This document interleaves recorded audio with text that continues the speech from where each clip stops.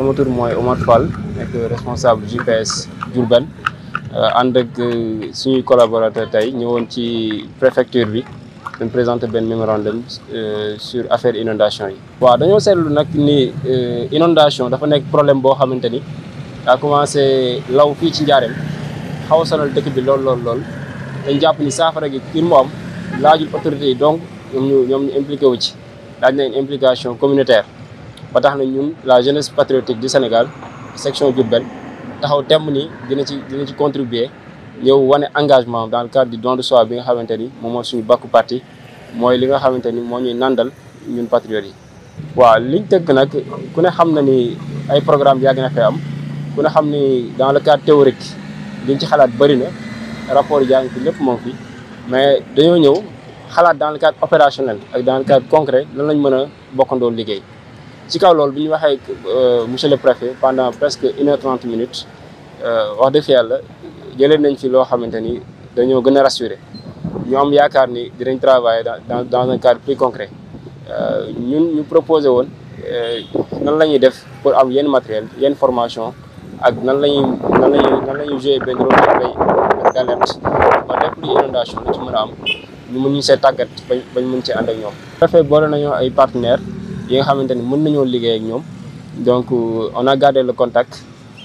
d'ici peu dinañ gis mobilisation JPS di profité ci occasion bi aussi di woo l'ensemble des jeunes te leen xamal ni nag Diourbel dafa nekk dëkk boo xamante ni pour mu soppeek ñun ñoo ko mën a soppi mais ñaare bu ndaw ñu tàmbalee liggéey ñu bëri dañuy toog di seetaan yaakaar ni ñi koy tàmbali ñoom rek la war te ñëpp la war donc liy soppi dëkk bi du mbiru Omar Fall du mbiru Gniby Niang du mbiru keneen ak keneen waaw mbiru waa Diourbel la mbiru askan bi yëpp la ba tax na ñuy woo askan bi yëpp rawatina jeunes yi ndax am nañ potentialité bi nga xamante ne buñ ko boolee Njaareem war naa mën a soppeeku ndax la preuve fii ñu taxaw nii rek moom muy préfecture bi ñoom ñoo ko soppi ci seen volonté donc kon loolu day wane ni par la volonté war nañ cee mën a soppi Njaareem te Njaareem nag yaakaar naa manqué wul ñi nga xamante ne ñoo woon ci dëkk bi am ay moyens Njaareem defal leen lépp ñu war ko delloo nag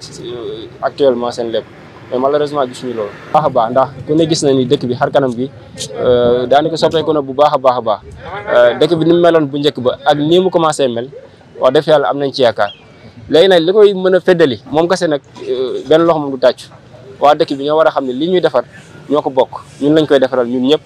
di ci woo ñëpp nag parce que buñ toogee di seetaan rek mbir moom du sotti ba pare di ko jaajëfal ndax jaajëf dina tax nit ki yokk ngóora waa góor baax na lool ci ki nga xam dafay liggéey di ko wax waaw góor di ko wax moom mu continuer di ko wax it jeunes yi